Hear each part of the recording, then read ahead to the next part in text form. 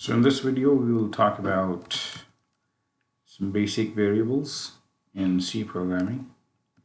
So we're going to open up our program that we started in our video. It's a program that had a print statement. Now we're going to introduce a variable, an integer variable. Let's just call it I. This is how a variable is introduced in the C programming.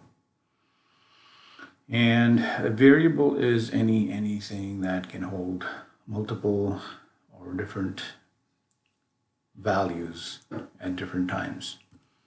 So in this case, we do int I, and let's just say we give it a value of 1.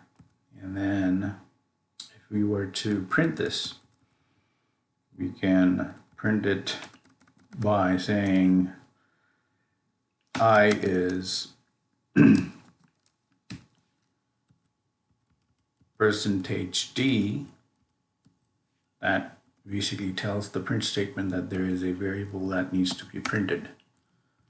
So now with the basic print statement, whenever you use this percentage sign, that tells the C compiler that there is a value that needs to be printed. In this case, a digit or an integer, and it's contained in the variable I. So let's save it and let's compile it, and no errors. Then we execute it, and it tells us that I is 1, so that's successful. You can also try just adding a number or anything like that just to play with it. Compile it again, and there you go, I is 3.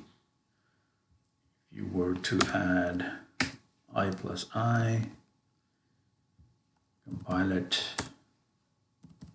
run it, I is 2. So this is how you introduce a basic variable, integer, and assign a value to it. You can leave some spaces for readability, or you don't have to. I like to give some spaces just to make sure that it's easily readable to yourself and others. After you make any changes, you save it by Control S, and then you compile it, and then you run the program again. And there it is.